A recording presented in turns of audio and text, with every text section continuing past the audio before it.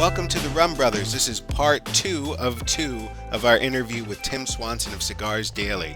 In this episode, he breaks down starting a cigar brand. We go more into different aspects of the business, regulation, taxes, all sorts of interesting things. Sounds boring, but it's really fascinating. Please enjoy. It's a lot of fun. What made you start American Viking? Like, what made you be like, hey, I want to have my own stuff? That one's kind of a sore subject, man. But the truth is, sorry, when Jim and I first started Cigars Daily, what I told him is I was very used to creating cigar brands. It was something I did at TNT. Oh. And it was another really hard lesson in the cigar world for me, because at the end of my time at TNT, one of the things that I learned is that they owned everything I did while I worked there, and they should. With the brand, what we were doing at the time is we were taking bundled cigars and then slapping a sticker on naked bundles and calling them something. And like we had gotten accustomed, and back in the day, this 2017, right? Nobody else was really doing that. And so like I made one called Liga number 10, and it was pretty much a ripoff of Liga Privada cigars on a dark bundled cigar. And eventually, after I left, TNT got a cease and desist on that one. They were like, you can't make that cigar anymore. It was after the Liga Privada number 10 came out. Or before. Oh, my gosh. Oh, funny. And that's hilarious. I made a bunch of these brands for these guys, though. And when we started Cigars Daily, I did some of that. I was making house blends and house brands. But one of the things I told Jim is I was like, dude, I'm kind of tired of slapping stickers on stuff and like just making stuff that's really catalog bundles with a sticker on it. Like that doesn't really give the authenticity that I want. And I'd like to be able to create like a brand that has like, that's real, so from that time we started, we came out with the first exclusive blend that was only our blend that only we had was the Obrigado.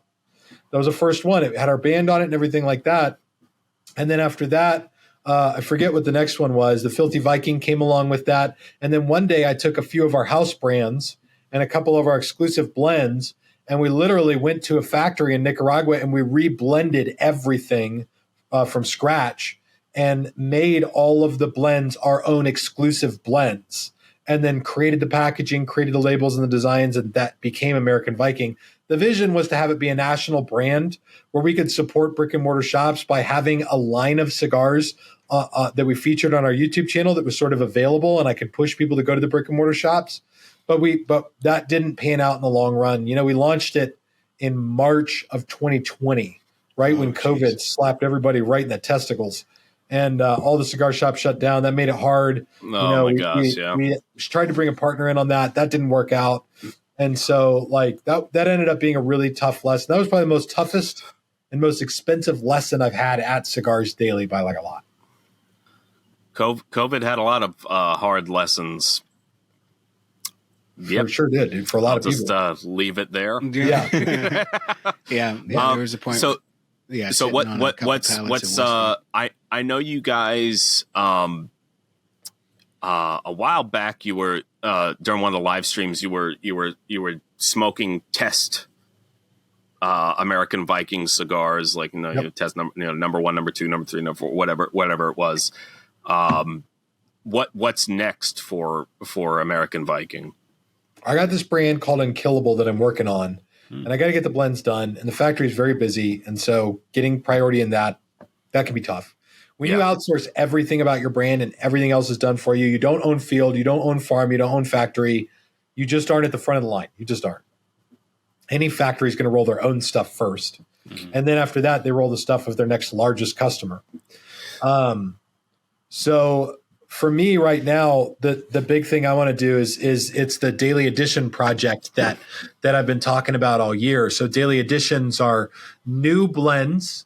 We got one of those coming out with Oscar Valderas in just a few weeks here. We got another one I'm working on with Diesel right now.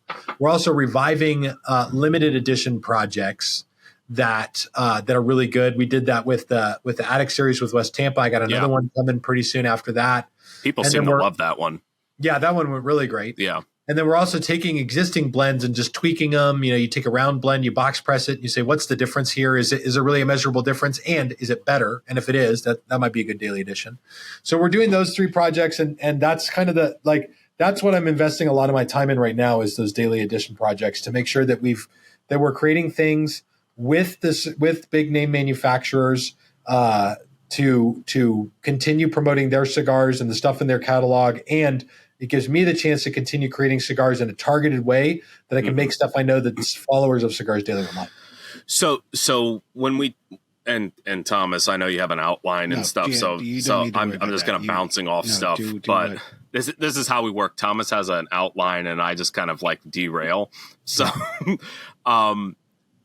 when it comes to, and this is something that I like to look at on my end, is like analytics of like who, in my case, who's drinking what.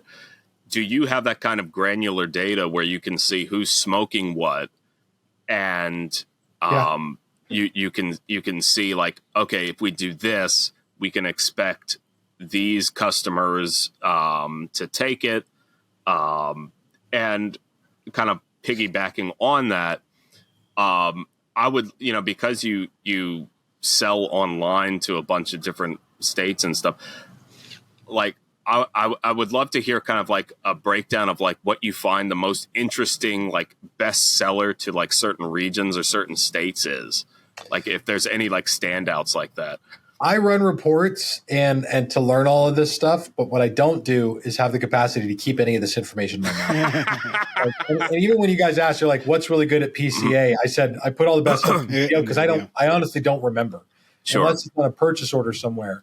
But as far as the data, like I see our sales data, so I know what's hot, and that's always changing. And so I'm always trying to get a fix on that. I know what brands are good because I try to stay involved in the conversation about cigars that's going on online all the time. And sometimes you just throw stuff at the wall and see what sticks. Like Blackbird was a gamble when we brought it in. Yeah. And people don't realize, like when you're going to try a brand, that's a gamble. It's a huge gamble. Like it's thousands and thousands of dollars to try a brand, not just buying the cigars, but the money that goes into, you got to get product images done, put all the products online. They need space in the humidor. You got to pay people to do all this stuff. In my case, I pay me to do a lot of that. But, our staff does it too. The thing that interests me is the way that the cigar hobby lifestyle goes for people throughout the year and how that changes. Like for instance, in the winter, when it gets cold, the brick and mortar here does really well because in Arizona, it's beautiful outside. And so November, December, January, we typically do really well in the brick and mortar, which is a very small portion of our revenue. But online, it gets really difficult because you can take a map of America, basically draw a line across the middle, and nobody above that line is ordering cigars because it's too cold. It's cold where they live, That's and then down Southern California, Texas, Florida, lots of ordering cigars there during that time of the year. So I see more like it moves around throughout the year than like what cigar specifically is good when. Yeah, I love seeing the pictures of like the people with like the parkas and the heavy winter, like, sub-zero mitts on. I'm enjoying the cigar in sub 30-degree weather here in Minnesota. And it's just like, good for you, dude. Where I'm sitting right now, I do a lot of work outside at night so I can smoke. But like I have on my little space heater here, it's, it's getting down the 30s and 40s in Maryland. And, it's nice right now. I don't even have a coat on, but the seasonality of stuff. Yeah, I can imagine, but so there's nothing that's like really bizarre that like anything that stands out in your mind is like, wow, this state orders a lot of this, or over here they like a lot of this. Not cigar by state. I mean, like I was surprised at how well Factory Smokes did when it came in. Like I'm usually surprised at just in general how well a cigar does. Like so there's 2 products that Drew Estate did. Deadwood was one of them, and the other one was Factory Smokes. So my Drew Estate rep came in, and she's like, "We're doing this Deadwood thing," and I was like, "No, and just no, I don't want it. That's stupid. I don't like it, and I don't want anything to do with it." And then everywhere. She's like, "Just try it." I was like, "Okay, fine." And now I've got probably 300 or 400 boxes of deadwood in the building right now because that's just how much I need. What's your best seller right now? Is it deadwood or? No, probably not deadwood. I mean, I think our number one cigar by volume is Factory Smokes by like a lot. Like, but Factory Smokes, while one guy comes in and buys a 5-pack of Southern, like you said, you got yourself a Southern Draw, you got a Warfighter, you got this, you got that, you got 5 different cigars. They'll come buy a brick of 25 Factory Smokes for $50, right? So by volume, we do more of that than anything. And that for cigar people is annoying because you have to dedicate so much space to carrying products like that when they do well that like we've got, for the amount of shelf space per SKU of Factory Smokes that I have to dedicate is more than any other cigar almost that we have, other than probably American Viking because we warehouse the national supply of that, right? So other than that, Factory Smokes takes up just a ton of space. Wow. Yeah. So I guess that's one way I like beer better is that, if it's room temperature, still you don't need the humidity aspect to that. But so like how big is the humidor that warehouses everything at Cigars Daily? Like I got 1,000 square foot of humidor here. And that that's not big. Just so you guys know, that's not big. That's small. Yeah, I know it's not big, but that's we got it at 1,000 I'm square imagining it in relationship to my house. So sure. It's three different rooms. There's 3 different rooms. There's the main humidor, which I shoot videos in sometimes. There's what we call the backstock humidor, which is attached to it through another door. And then there's one that's called the American Viking humidor, where we store American Viking and anything else that we need to store more than 1,000 sticks per SKU kind of goes in there. So, and by SKU, I mean per blend per size. So, a great one that we always have to have a lot of is Oliva Connecticut Robusto. That's a great selling cigar. Lots of people like it, so we keep a lot of that one. And so that gets its own very large space with a ton of cigars. Do you find that different cigars sell better in the brick and mortar store as opposed to online, or is it pretty much the same? Well, our brick and mortar is pretty even. But yeah, I mean, yeah, if you went around to brick and mortars, you'd find that different cigars would probably sell with them than sell online. The thing that amazes me is just the nature of brick and mortar versus online. Like you said, Dylan, Dion, you said that you find that you want to get something from Cigars Daily, you go there, and all of a sudden it's gone, right? Yeah. And those cigars, we'll have them in the shop for a matter of hours or a matter of a day or two, and they go really fast. And I'm just like, shoot, I should have ordered more of that, or I couldn't get enough of it because it was limited edition. But then a year and a half later, I'll go to a brick and mortar shop and they'll have 6 boxes of it in their shop. Yeah. Where when it came out, they probably ordered 10 boxes and they're still sitting on some of the supply. That blows me away, but it's just a very different nature of those things.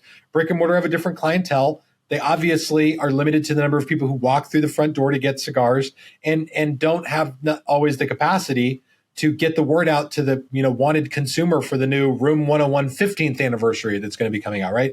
They can't get all the people to come to that. Well, I know this. When Room 101's 15th anniversary comes out, I won't be able to get enough of it. Like no matter how much I order, no matter how much they're willing to give me, and I will be cut off at a certain point, it'll all be gone in a few days or a few weeks. It's just how it's going to go. But then there are brick and mortar shops all over the country that will have that stuff for the next few years. That's crazy.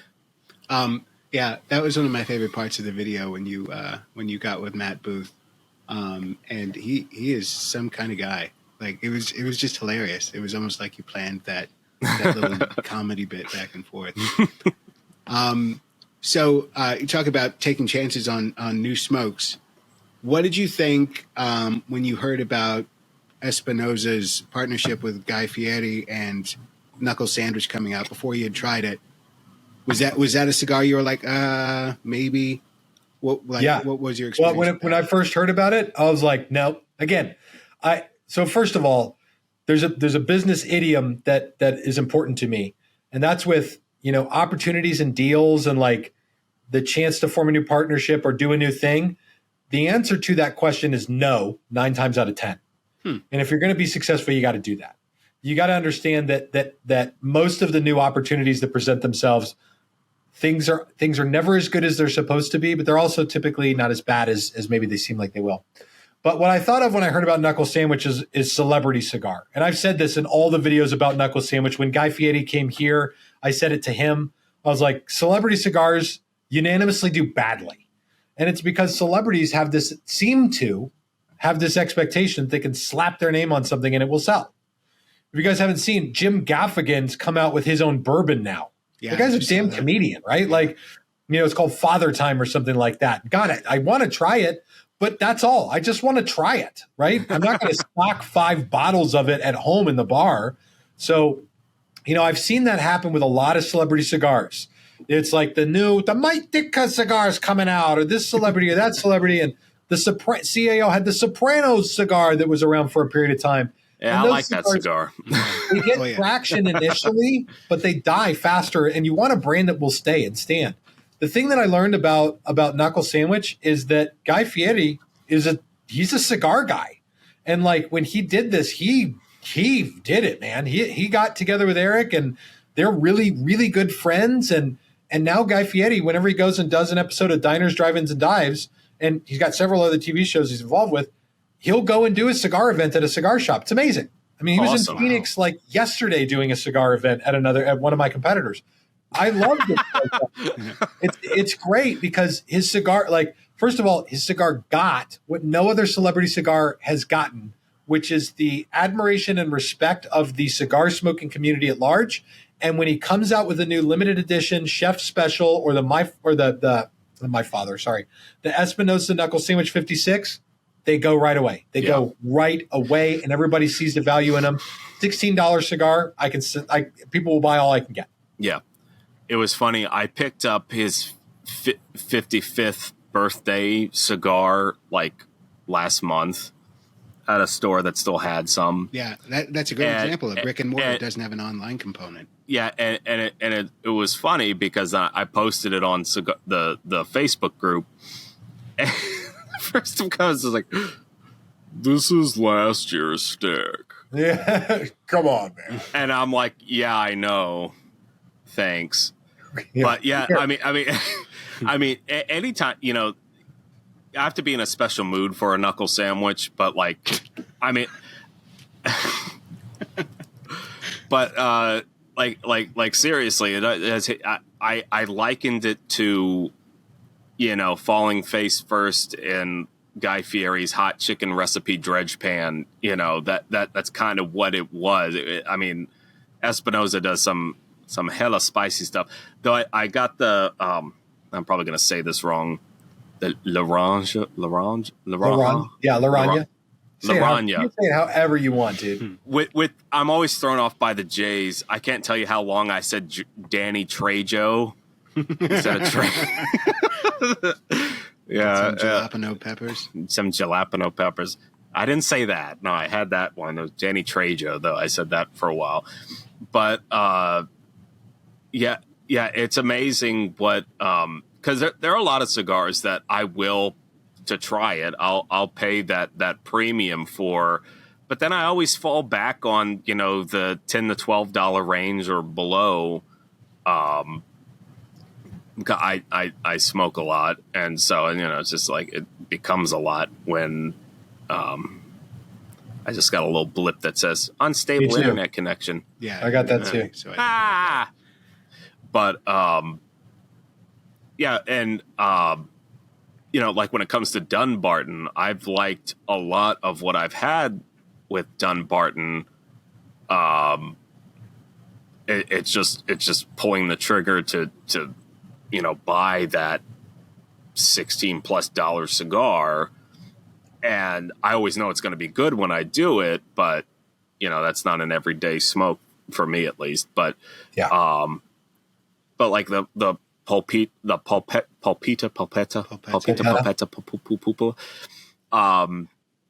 that's a fun cigar, but the consistency wasn't there for me. I love the Micorete Blues. I love the Meat Lovers. At New Year's Eve, I had a Sin Compromiso, Saka de Paladin de Saka, whatever. Yeah. Other way around. Things. And then the Sobremesa, but yeah, it's hilarious as soon as you get a restock of Dumbarton, how quickly it goes, and you have the little Sasquatch statues, the Sasquatch. Maybe I can talk correctly. I'm at my third glass here. It's Tuesday. Excellent. It's Tuesday, people, and it's tax season, so I'm ready to, It also is Wednesday, but you're on your third glass. So you're good. Dude, it is Wednesday. It is Wednesday. I was like, when you I said lost Tuesday, today. I was like, I lost today. The problem is Thomas and I aren't drinking enough. That's the problem. I think you're probably drinking. I'm drinking for both of yous. Yous guys. So talking about, like, we talk about Steve Saka, Guy Fieri, and Eric Espinosa, all these personalities. I feel like from your videos, especially, you get a good glimpse of this at the PCA videos. It's like so many like personalities, like of these people. So, and like crazy intense stuff. One, just because I'm curious, what's Guy Fieri like in person? I mean, is he like just like he is on TV, or? Yep. I'm curious, asking for a friend. Yep. No, he's just like he is on TV. And I'm very fortunate. Cigars Daily has put me in the vicinity with people who are much more well-to-do than me, with people who are like seriously famous. Like people come into the HQ here and they meet me, and now almost every day someone comes in, they want a picture, they want an autograph, which is very cool. It's a great honor. But at the same time, there's like I tell people, they're like, "Oh, you're like a celebrity," and I'm like a celebrity is exactly what I am. I say if I'm anything, I'm a wide list celebrity, a YouTube celebrity. I'm at the wrong end of the alphabet for this, but truth be told, I've met some really cool and amazing people in this industry. You mentioned the personalities in the cigar industry. They're one. The other thing is, people who are coming into the cigar industry. Guy Fieri's one. Steven Crowder's been a dear friend to the channel and to me over the years. And I'm a Mug Club member. Yep. You meet a lot of these people, and first of all, the thing that you learn is that notoriety. It's not going to make your life better. It's not going to change your life. It's not going to make anything better for you. And I heard that from when I was in theater. When I was in high school, they were like, they'd say, "Yeah, fame won't change your life." And I'm in high school. I'm like, "Oh, I'm going to be famous. It's going to be great." But it really, like, anytime you get notoriety, it doesn't change much for you. But the other thing about these guys is you get to see the side of them that nobody else sees. And with Guy Fieri, he's that dude. That's the guy he is. Yeah, but also really good. Like a good person. I told him this at the trade show. It's probably in that video. I said, "Dude, I learned from you." He came in and he just started autographing everything that he saw, and which is cool. Like up above me, there's a bottle of his tequila up here that he autographed. And he autographed the Cigar Aficionado that he just found in the lounge with his face on it, and signed a bunch of stuff. And then he asked me for something. He's like, "Dude, you got to sign something. Give it to me." And I was like, "Posh, no, I can't." And he's like, "No, dude, I want something." And I was like, I don't want to be that guy. He looked at me. He's like, "No, dude, you have to." He's like, "You got to sign stuff, man." He's like, "It shows that you put your hands on it. It shows that you care." And I was like, "Oh, like, wow, this guy's deep." Like, he's like, "Yeah, dude, it's personal." He's like, "It creates a personal connection." I gave him a travel humidor with some American Viking cigars in it. And I signed that for him. And I was already drunk at the time, so it looked terrible. And I gave it to him, and yeah, I mean, he's a good dude. From the time I've gotten to hang out with the guy, which hasn't been a few hours, he seems like a solid guy. That's cool. And, I see the box signatures are very much sought after on the Cigars Daily group. They're like, "Hey, sign my box," and it is cool. I mean, so like our brother, he does YouTube full time, and he calls himself a D-list celebrity, kind of thing. But yeah, I mean, in that world, yeah, you are someone to be recognized and appreciated. So it means a lot to people. In cigars, it's cool. It's if I could have picked out a life where I had got recognition, right? I don't think I could have done a better job at designing a level of recognition than what I get with Cigars Daily, for which I'm really grateful. Cigars Daily, with the amount of followers that we have, we're very notable in the cigar industry. And when I go to PCA, I almost can't get 50 feet across the trade show floor without somebody stopping me. And the stories they tell me are the best stories. You know, a lot of people are like, hey, I started a cigar shop in this city, in this state, and like watched a lot of your videos and they were really helpful. And other people who are like, hey, you know, I got a job working for this. I used to watch your videos and smoke at this cigar shop, and now I got a job. And a lot of what I learned about cigars, I learned watching your videos, and now I'm a rep for this manufacturer. And it's just like, that's so cool, right? Like you find that what you did impacted people's lives, and that matters, right? Me being noticed and notable, that doesn't matter, but if it does good things for people's lives, especially for a lot of people's lives, that matters. At the same time, Cigars Daily isn't so big that I can't go to the grocery store or the post office or the library. Like, I have friends who are famous enough that they can't go anywhere. Like, they can't go to the airport and be early for a flight without somebody wanting to be their buddy, or they can't go to the grocery store. I have one buddy he's like, I can't even go to my own church. And like, it becomes an issue. We watch these A-list celebrities, like, they're regular people, but their lives are different than ours, like, by a lot. They just, and in a way that's very limited. You know, I probably get 5 or 6 times a year, I'll be in a restaurant or at the grocery store, and someone will be like, Cigars Daily, what's up? And like, then it's cool because I'll go over and like, what's going on, man? And it's like a total pleasure. It's a total privilege. I'm like totally happy about it. And it doesn't happen so much that I'm like, oh God, I can't live my life because there's all this going on. So I'm like, feel really good about it. Like, if I could just do this and be at this level of it where I know it's helpful to people, and I get to like meet strangers who I've positively impacted and create a new relationship, that's all I ever want to do. Yeah, that's so cool. And Guy Fieri, it was really cool to hear him speak about you in those videos, because he was like, you know, it like you could tell that, because I know he's religious. He was talking about how like you could tell that you were, you know, in the church, you know, creating churches. You have that sense of community, and you really care, and just having that, wanting to have that positive impact and that authenticity that you have, it comes across in all your videos. And, you know, some of that has to do with your theater training, I'm sure, you know, the on-camera presence. But it's like, just being a good guy and a cool dude, it really does a lot. And it comes across, which is very, very cool. Thank you. You know, I'll tell you, this is off topic of your thing, but I'm going to run with it. You know, I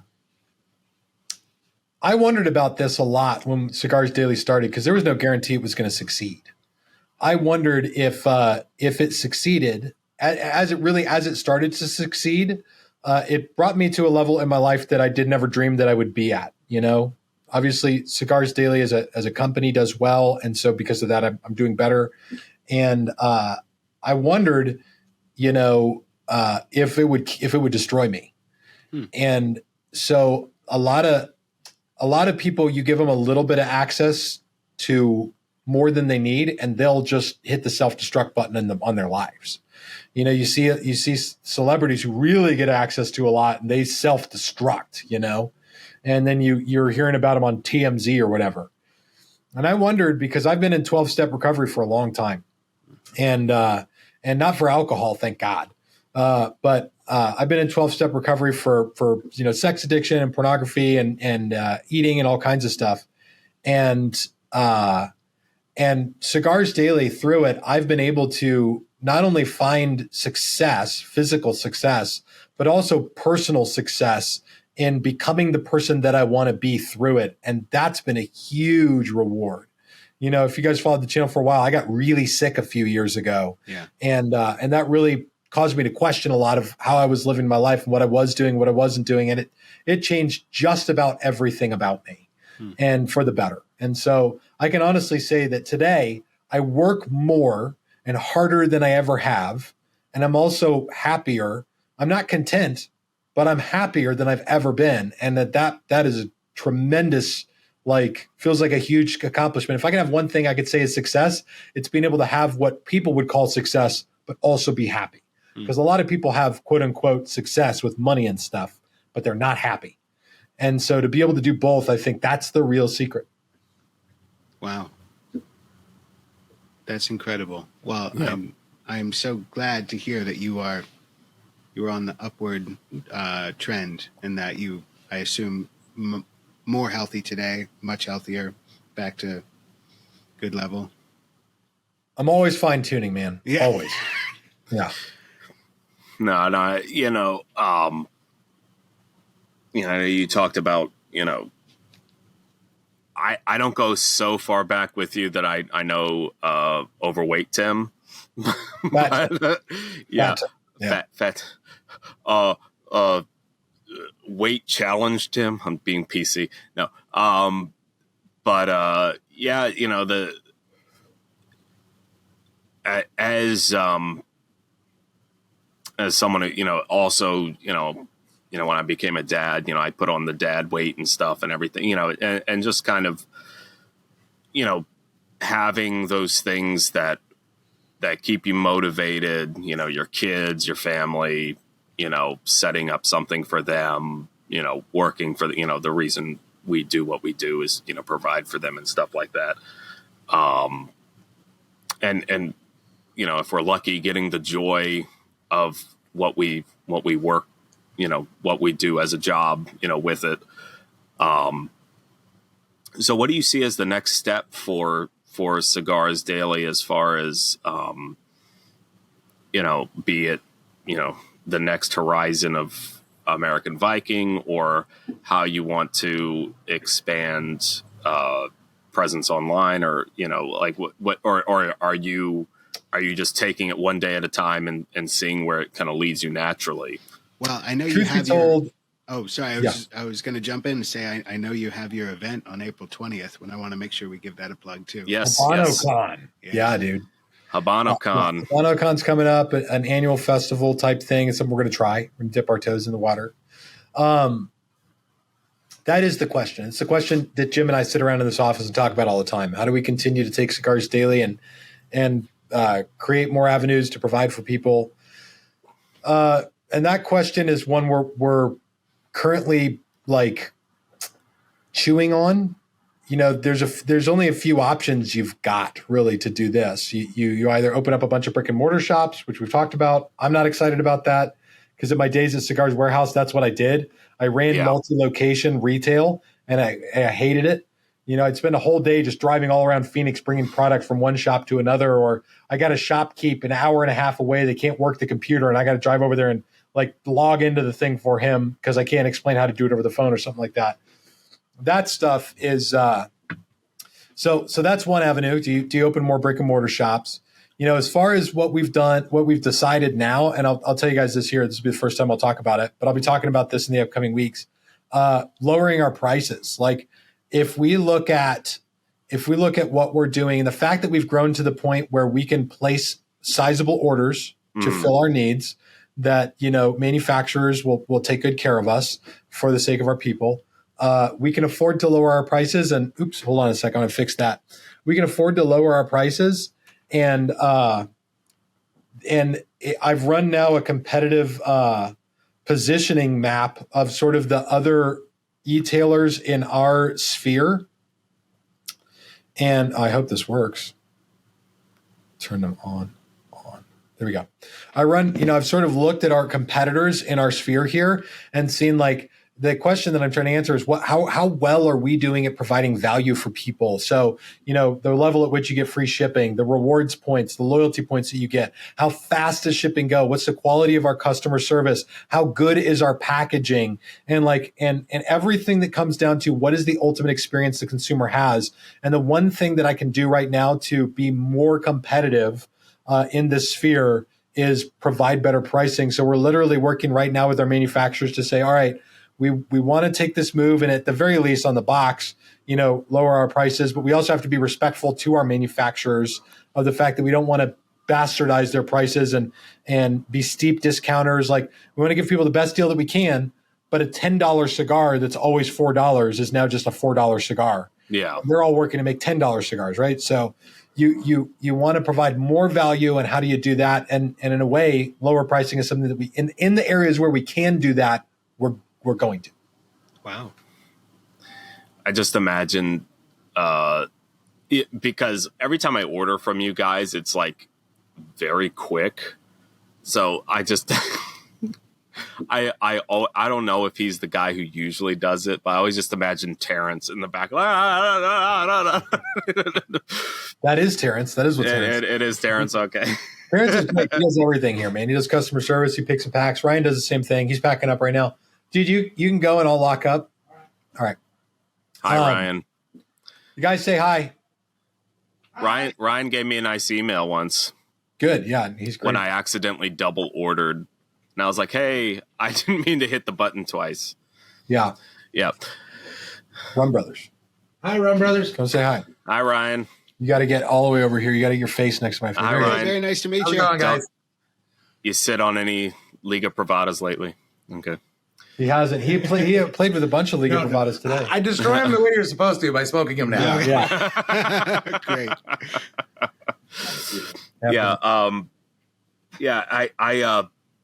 I appreciate everything you guys do, and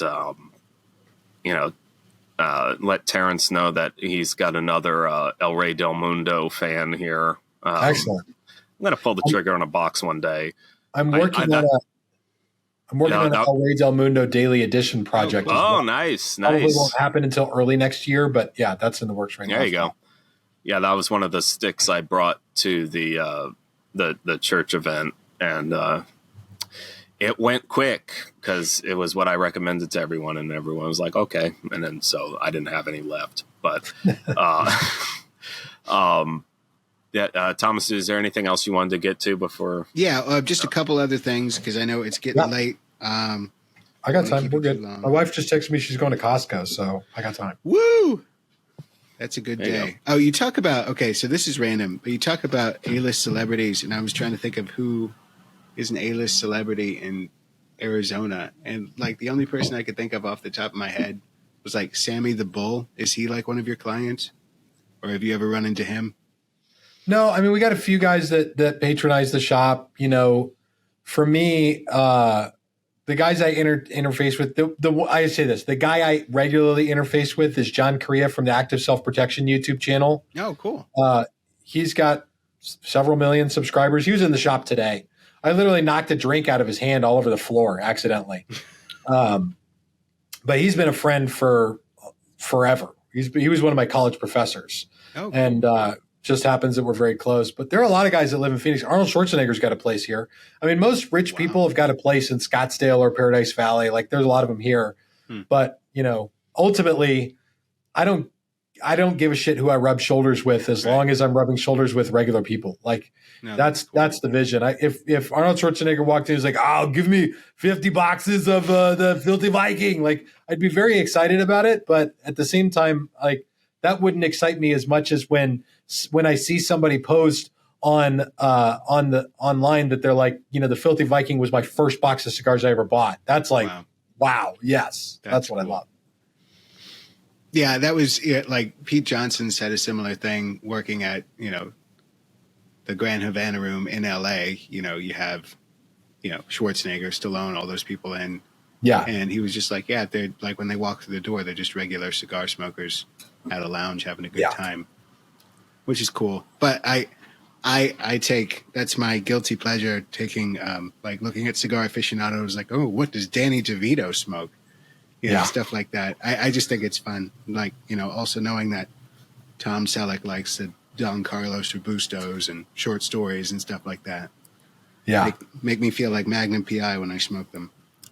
Do I look very angelic to you guys right now? You look like Jesus is in front of you. Yeah. I don't know why. You know, I stepped away for a second and now my ring light is like overpowering me. That's hilarious. Oh, yeah, that's funny. This is great. This is good content. Go for it, Thomas. Cool. Yeah, as Dylan figures out what his lights are like. Yeah, another comment about the PCA video. I think it's funny that it seems like in the Dunbarton booth, Steve Saka has like his Don Corleone chair, and he just sits there with a bottle of whiskey and waits for people to come by. And he seems like kind of like Guy Fieri, like he's the exact same he is. He's the exact same. Yeah. Yes. Yeah, no, he's that way. That's that. The Steve Saka you see is the Steve Saka you get, and you love that about him. You know. Cool. One thing I've always been confused about, because I think I've heard different things from Steve Saka and Nick Melillo.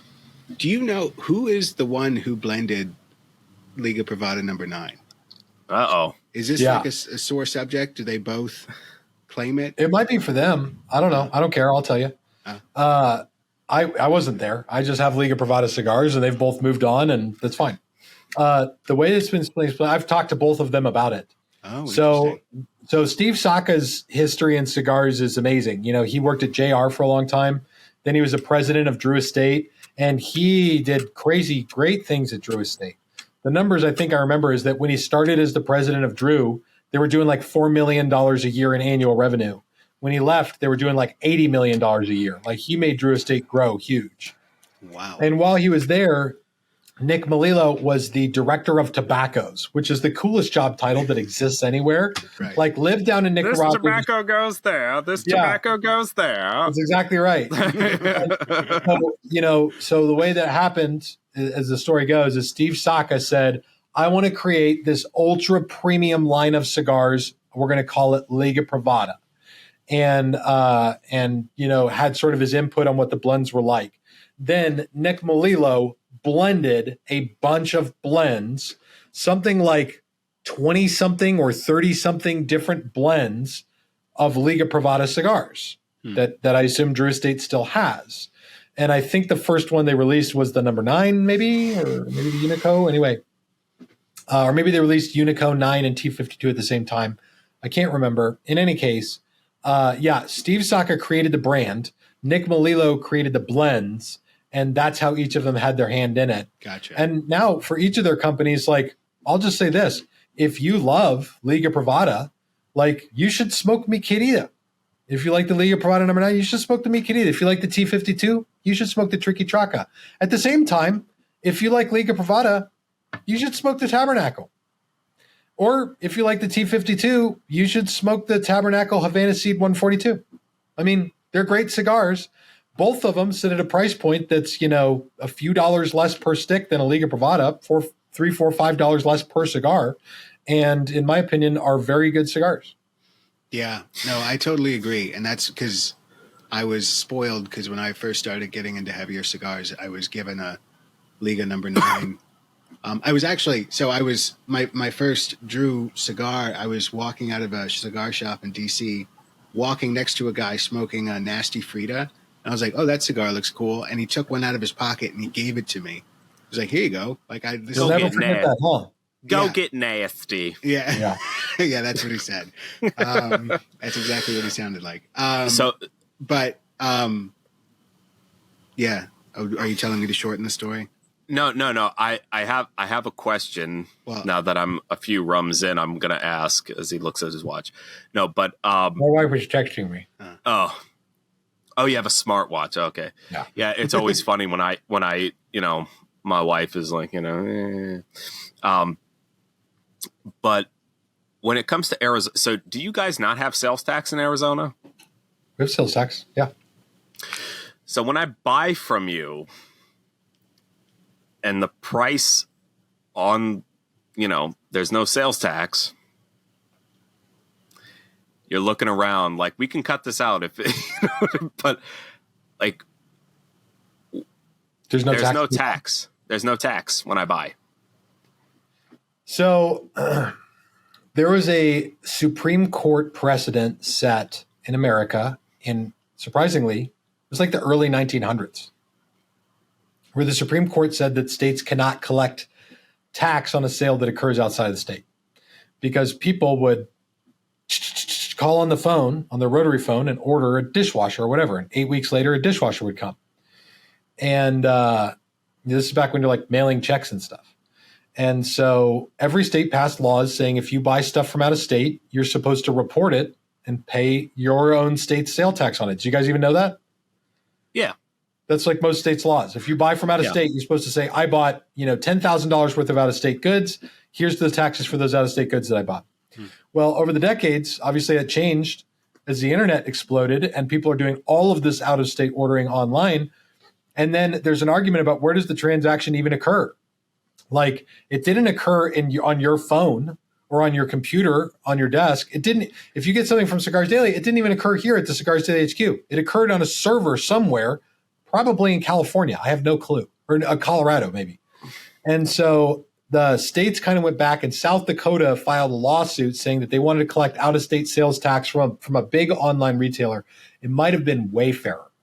Anyway, they won. It changed the precedent, saying that states could now collect sales tax on orders that come from out of state.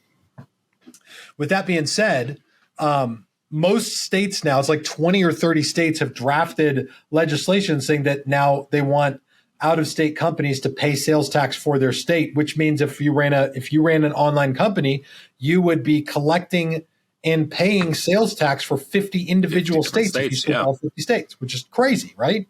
Yeah. Well, at the same time, most states, a lot of them have a minimum that you have to sell into that state before you'll have to pay sales tax. Like in one state, it might be something like, $200,000 or $250,000 of product you have to sell into that state before you're responsible for reporting and paying all those taxes. Otherwise, that state would be going after every company on the internet. That's not worth their time. They're just going to go after the big fish. Yeah. Well, this is something that's going to be evolving. And my sense is eventually every online company will be charging you sales tax for the state that you're in and when you buy it, regardless of where the transaction occurs or where the product comes from. But right now, for small to mid-sized companies, I don't think that there's a legal requisite to do it. But I think that it probably eventually is going to be there. But you do see it, with companies. The biggest companies in every industry are always on the forefront of compliance. Sure. So Amazon is doing it now. If you buy something on Amazon and it comes from a warehouse in Nevada, well, they're still going to charge you tax on that order because they're paying it because they're Amazon. They're the biggest, right? So sales tax is going to be charged on every order. You'll notice that. And that will happen over time increasingly with companies, and we'll continue to comply with it in as much as we can and as much certainly as legally we're required to. I just imagine you have a little note card with the legalese on it. But one reason I love Cigars Daily is because I'm not paying the sales tax. Sure. And most likely by the time that we do that, and I think, like I said, I think the day is probably coming. Once we're doing that, like everybody will be. But even then, there's a bit of a windfall there, like as to whether or not with most states, your sales tax is around 8-ish%. I think it's 8.65 here. Because you probably have a lower income tax. In Maryland, it's 6%, but our income tax is much higher. They get sales tax is different, but there's federal sales tax, which is like 5.6%, and then your state sales tax, which stacks on. I think in Arizona it's like 2%. So ours here is 8.65%. Gotcha. But if you ordered in Arizona and it went to your address in Arizona, we charge tax on that on online or in the brick and mortar. Gotcha. But also, the big difference, and I think the big thing that will set cigars apart anyway, is that in each state you've got state sales tax, but then there's also tobacco tax, which is separate. So whether or not online retailers, and I'm talking about all online cigar retailers now, whether they end up having to charge you the sales tax for your state or the sales and tobacco tax for your state, that all remains to be seen. So if your state tax out there was 9%, for instance, and you also had a tobacco tax of 30%, well, you still may see that 30% applied to the prices of cigars in brick and mortar stores in your state, but maybe not from the online retailers. But I don't know how all that's going to shake out. Yeah, and because I know Maryland has a excise tax too. Yeah. When it comes in, so if I go off a bidding site, I pay sales tax and excise tax, which is lots of fun. But that is one of the reasons I like ordering from you guys. A very small reason. The customer service is top, but the fact that I pay what I see, and another thing I wanted to ask you about, unless Thomas, you wanted to stick with what you had, but I know a while back you put a post on the group where you were saying, hey, what are some brands that you would like to see us carry? And it's cool that you actually, look for. I mean, it's smart, but it's also cool that you look for input from your followers.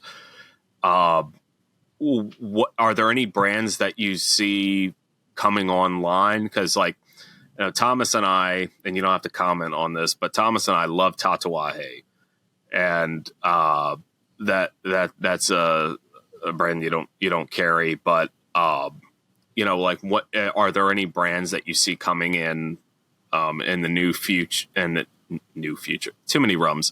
Anyway, not enough rums. But we're the Rum Brothers. I'm drinking for 3 people now. But any brands that you see coming on board this year that you maybe can preview? Yeah. So the first one is Artesano del Tobacco, which makes Viva la Vida and El Pulpo. That one just went up today. That's up right now. Cool. Cool. Yeah. As far as other brands to bring in, I've always got a short list of brands that I'm interested in working with.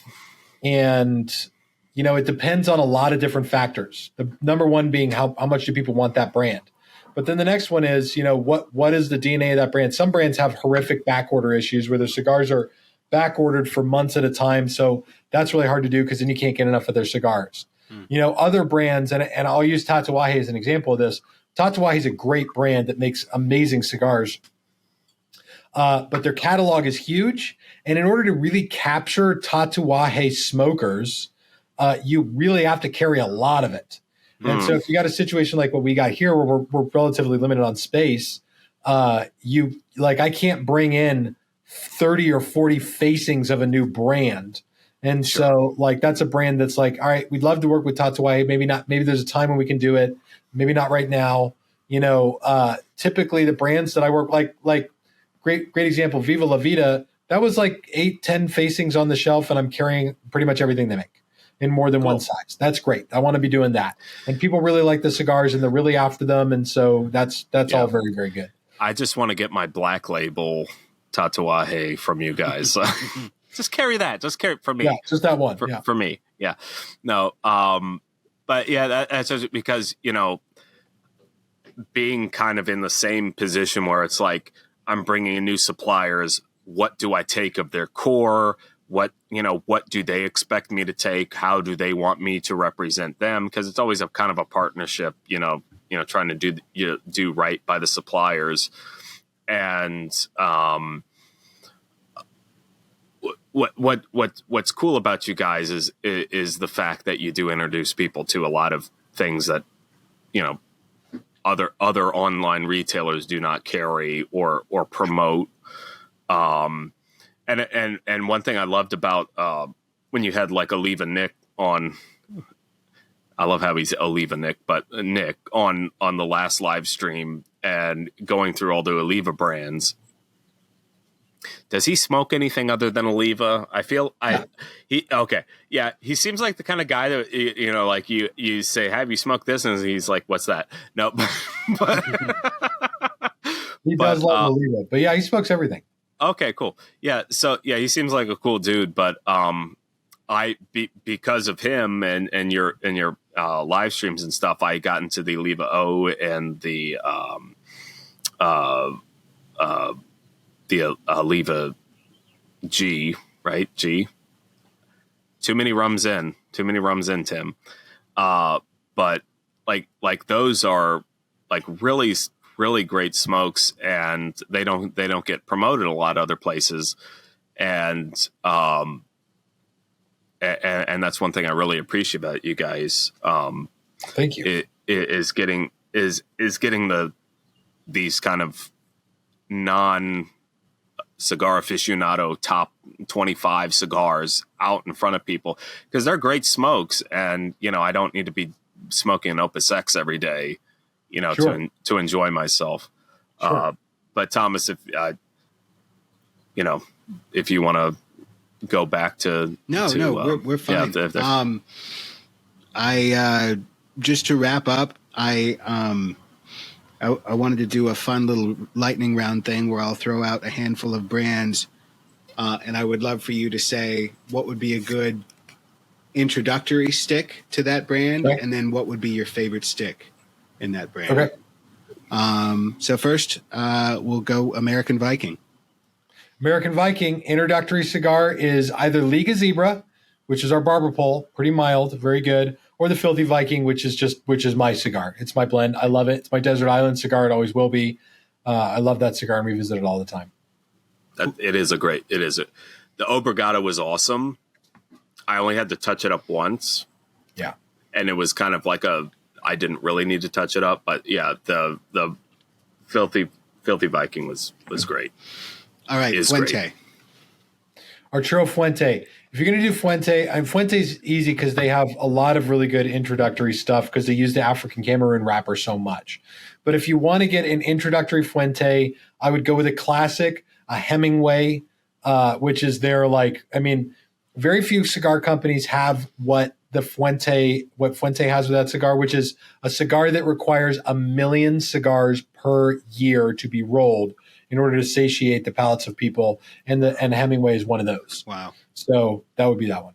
And what did you say? My favorite one? Yeah, your favorite. My favorite one from Arturo Fuente is the Arturo Fuente Añejo, which they only release twice a year. Oh, yeah. I think it's got a broadleaf wrapper, but it's been since before I was in the cigar industry one of my favorites. Oh, cool. Yeah. Yeah, I've got an Eye of the Shark Añejo in my humidor that I am saving for a special occasion. I smoked it on Easter. It was awesome. Oh, yeah. Yeah, I bought that one too. Padron. I smoked it for Jesus. Padron, introductory. I mean, a Padron 2000 is great. I like starting people off with a very attainable low price cigar because you can always go up from there. But if you get hooked on 1926s, you might not love the Padron 2000 as much. So Gotcha. for an introductory Padron, the Padron 2000, my favorite Padron, the one that I smoke the most of, authentically is the Damaso. I smoke more of that than any other Padron that there is. I love that cigar. Yeah, I've never had that. All When, right, cool. when we're mad at Thomas, we call him Damaso. But so there's always is it you like the 64 or the 26? The 26 so I love. 20, I love 20 26 all the way? Okay. All right. all of them. Perdomo. Perdomo is a tough one. I mean, the Perdomo 10th anniversary champagne is the first cigar that people's first cigar for so many people. You ask them, what's the first thing you ever smoked? A Perdomo champagne. That is a rockin' go-to. And I would be lying if I didn't say that I smoked more of those than any other Perdomo. But most excited about a cigar that I had from them that's going to be coming in Monday, which is Perdomo's 30th anniversary. Comes in a Connecticut, a sun-grown, and a Maduro. They have very few accounts. I think right now less than 100 cigar shops in America get to carry that cigar. Wow. And Cigars Daily will now be one of them. Nice. And so just to give you an idea, there's something like 6,000 cigar shops in America. So when I say that less than 100 shops get to carry something, that is a prestigious group of shops. It is. That's very cool. We're very proud of that. Neat. My father. My father. Introductory for my father's easy. Their Connecticut is great. It's a solid Connecticut. It's a very good cigar. You'll never go wrong lighting up a My Father Connecticut. As far as my favorite My Father, I love the Fonseca line, and the new Fonseca Mexico is great, but I love the brand Fonseca because it's a very old brand. It's originally a Cuban brand, and then it became a Dominican brand for a while, and now my father's taken the brand, and I think what they've done with it is fantastic. I love the Fonseca. Cool. Foundation. Foundation's a good one. Beginner cigar, Charter Oak Shade.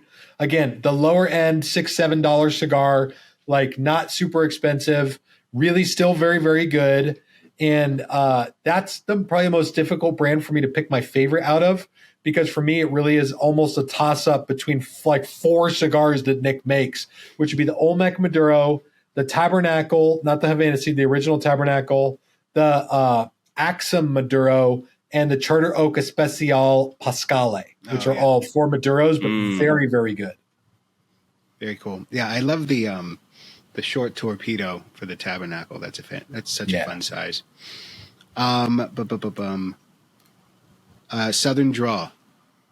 Southern Draw, if I was going to give somebody an introductory cigar from Southern Draw, it would be either the Rosa Sharon or their Quick Draw, which is a Cuban sandwich, but a good $6 cigar. I mean, they're a great cigar. I think it's a Cuban sandwich.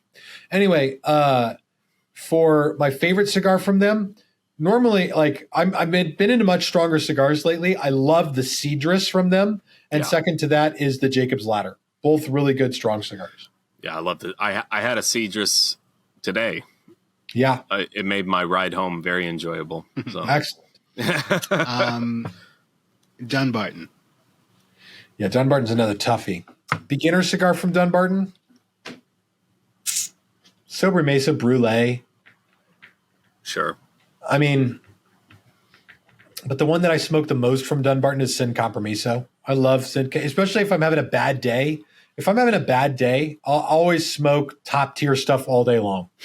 and if I'm going to go for a Dunbarton on a bad day, it's a Sin Compromiso. Yeah, I met, it was funny hearing Terrence talk about, it was like, when I see him pick out the high dollar stuff, I know to stay out of his way. Yeah, that's hilarious. He's got a Sin Compromiso, get out of the way. So the last one is, it's up to you. What brand did I not mention that you would like to put out there, your favorite stick or your favorite introduction? There's so many of them, dude, but I'm going to pick Plasencia. Okay, if you're gonna go Plasencia, because Plasencia is a 5th generation cigar making family. They make like 40 or 50 million cigars a year, and Nestor Plasencia is one of the best human beings that I know. Introductory stick from them would be Reserva Original, which is an organic cigar grown from OSHA certified organic fields in Nicaragua that I've been to. And then for me, from them, the Alma Fuerte is the best. Like, it's so great. It's a special occasion cigar. They aged tobacco for 10 years in a cedar lined room. I got to go into that room when I visited Nestor in 2019, and it's just amazing. I mean, it's such a cool cigar and it's a cool story, and yeah, like that one's special to me. Yeah, I would agree. I had that one for the first time, and it blew me away. Yeah. Cool. Last question. I've got, I'm sure you get this one a lot, but what is your advice to somebody who says, hey, I want to get into the cigar industry? What would you say to them? Don't. No. That's actually exactly my advice. Okay. There's a famous joke in the cigar industry that goes like this. Do you know how to come out of cigars with $1 million? How? Start with $2 million. That's a joke. So many people lose money in this industry, and it is unbelievably easy to do. It seems like, it seems easy. It seems fun. It's a lot of hard work. And so, if you want to get into it, first of all, make sure that it is absolutely what you want to do. Secondly, this industry above all is about relationships. So form great relationships, and a great way to do that is by working as a clerk in a brick and mortar cigar shop. That was my first job in cigars. It went weird and different for me than a lot of people. Nobody else, I don't think, is going to start as a clerk and then just become the operations director for multiple locations and a website. It's a little atypical. But I know more guys in this industry who started off as a clerk in a brick and mortar shop and then sort of worked their way into the job that they really wanted in cigars. But along the path, man, there's a lot of unexpected stuff, and that's something I could go on about for hours. Wow. But my first thing would be make sure that this is really, really what you want to do, and you're going to be, at some point putting up with a lot for it. But if you stick with it and you do well and you pick the right people and the right relationships well, you'll never look back. That's one reason. So, like Rum Brothers, obviously, we started as a spirits channel, but our love for cigars and brought us to doing these interviews with cigar industry people. And we like doing this is because what we love about the cigar industry is the community that it is, and the fact that everyone knows everyone, and there really is no barriers to access. I mean, like you're talking to us. I mean, we're not the biggest channel ever. We got Pete Johnson. He talked to us twice, and it was just that was really cool. And doing, being a part of this community's, it trumps the connectivity trumps spirits in a way, and I think it's just kind of like the way it is in the cigar industry, where everyone has to know everyone. In spirits, you can be a little more disconnected. But yeah, that is something that, why we're kind of pivoting to this long format, tying in cigar, because, cigars and spirits pairings, it's something that a lot of people do. And something we enjoy. So I'm like, hey, let's, Thomas, you moved away, so, we can't review spirits together. Let's, do interviews with people and do it this way. And, I'll always be thankful for the community that I have around, all the cigar smokers in my life. Thank goodness. No, but seriously, some of the best conversations I've had in my life have been with people smoking cigars. And, what kind of value do you place on that, Yeah. And yes, for YouTube, no, it is not good for you, but, there is a sense of, community and camaraderie that, just can't be replicated straight up anywhere else. Yeah. So, we appreciate everything you do. And thank you so much for taking time to hang out with us for 2 hours now. Yeah. Thank you so much. This has been amazing. The one thing, thank you guys for having me. This has been a privilege for me. Yeah.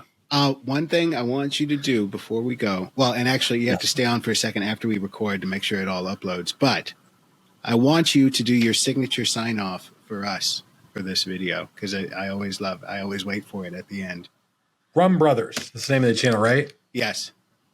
All right. I just want to make sure I say it right. So I'm going to get it. I'm going to give a proper sign off here. Okay, great. Yeah, let's do it.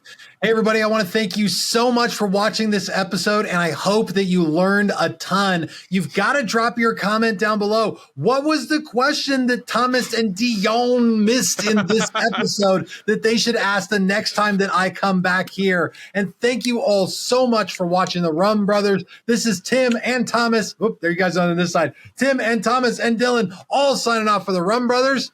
We'll see you all in the comments. Yes. There we go. That's what I wanted. In the comments.